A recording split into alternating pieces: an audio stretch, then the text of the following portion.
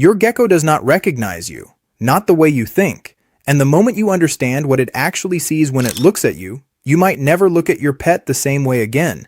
Because every time you walk into that room, every time you reach for the tank, every time you think it's watching you with those still, unblinking eyes, something very specific is happening inside its brain. And it has nothing to do with you as a person. Most gecko owners assume their pet is just a quieter, more mysterious version of a dog or a cat, that the stillness means comfort, that the slow approach means curiosity, that somewhere behind those ancient, unreadable eyes, there is recognition. That assumption is wrong. Scientists who study reptile behavior have found something most pet owners never get told. Geckos didn't evolve to bond, they evolved to survive. And every single thing your gecko does when you're in the room, every freeze, every dart, every moment of total stillness is being driven by brain circuits built for exactly one purpose: threat detection. So what are you really to your gecko? The answer is stranger than you think, and a little unsettling. Think about this. You walk into the room, and before you even notice it, something in the glass goes completely still. No movement, no blinking, just frozen. For a moment, it almost feels like it's watching you. Most owners read that as calm, as a pet that has learned to trust the person who feeds it, who handles it gently, who built its entire world. But here's the problem. That stillness isn't comfort. That freeze has a name: tonic immobility, and it's the same ancient survival response that makes prey animals play dead when a predator closes in. Your gecko's visual system isn't built to recognize faces. It isn't built to distinguish the person who loves it from a stranger. It is built, down to the cellular level, for one thing only: detecting large moving objects. And when that system fires, when it registers the silhouette of something big crossing its field of vision, the response is not a thought, it's a program. It freezes, not because it's calm, because it has to, which means every time you walk into that room and your gecko goes still, it is not welcoming you. It is deciding whether you are going to kill it. And that's not even the most important part. Here's something most owners never find out. Your gecko knew you were coming before you even opened the door, before you reached the hallway, before you were anywhere near the room. And this is where everything most people believe about their gecko starts to fall apart. Geckos have a structure in their inner ear called the saccule, a vibration detector tuned to the exact frequency range of heavy footsteps on a floor. 50 to 200 hertz, the seismic signature of something large moving towards you. In the wild, that vibration meant one thing: run. So by the time you walk in and reach for the glass, your gecko's nervous system has already been activated.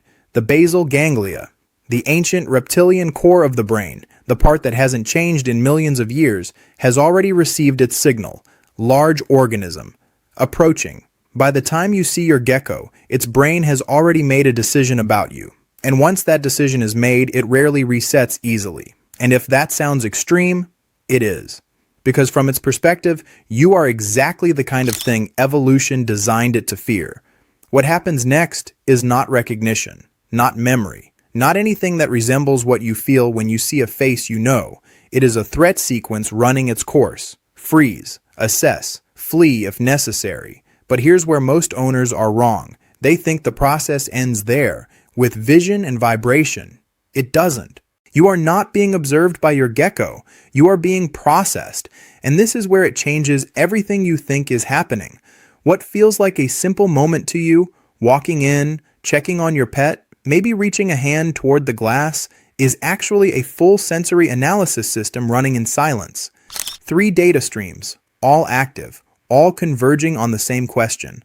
First, motion, the large silhouette crossing its field of vision, a shape its ancestors spent millions of years learning to fear. Second, vibration, your footsteps already processed before you were visible. Third, and this is the part most people completely miss, you. Not just your presence, you specifically. Geckos use their tongue and the Jacobson's organ, a chemical receptor in the roof of the mouth, to pull scent information directly from the air. They use it to read territory, to locate prey, to detect predator markings left behind in an environment. And when your scent enters that system, your skin, your hand, the fabric of your sleeve, it doesn't register as safe. It doesn't register as familiar, it registers as unknown. And in studies on leopard geckos, unfamiliar chemical cues from large mammals triggered anti-predator responses on their own. No visual input, no vibration, just the chemical trace of something large that had no business being there. Here's what makes this harder to sit with. Your gecko does not blink the way you do, which means when it looks at you, it never fully looks away. And the entire time you're standing there, it is pulling scent particles from the air around you, running them through a system asking one question on a continuous loop. Unknown, unknown, unknown. Your gecko does not experience you. It classifies you. And the classification, every single time, begins from the same default, potential threat. And this changes everything you think is happening between you and your pet. Once you understand that your gecko is running a constant threat assessment, everything you've ever watched it do reads differently. And this is where most owners misread their pet most badly. That tail twitch? Not a mood, not personality. That is cortisol rising. The body physically mobilizing for rapid escape before the conscious system has even caught up. That low, flattened posture pressed against the glass. That's crypsis, the evolutionary drive to compress, to reduce, to become invisible to whatever is watching. Your gecko is not resting. It is trying to disappear. And that wide, gaping mouth, the one some owners mistake for curiosity or even a yawn, that is the last signal in the sequence. After that, there are no signals left, only action. But here's what changes this from uncomfortable to genuinely fascinating. These signals exist on a spectrum. A gecko in real crisis burns through them fast. Twitch, flatten, gape, bolt, gone. But a gecko that has been around the same person consistently enough, predictably enough, begins to compress that sequence. The twitch comes later. The flatten is shorter. The gape may never come at all. That's not comfort. That's not trust. That's survival math being updated. Its nervous system is doing one thing, learning that this particular pattern, this specific vibration sequence, this silhouette, this scent signature, follows rules. And in the reptile brain, a pattern with rules is less dangerous than chaos. But what that actually means, what your gecko has actually decided about you, is the real answer to this entire video. There was a study on tokay geckos that looked at how they responded to familiar handlers compared to total strangers. In feeding contexts, geckos around familiar handlers showed measurably reduced fear responses, less fleeing, slower defensive displays. Some showed individual variation based on sex and prior exposure history. Owners saw that and said, "My gecko knows me."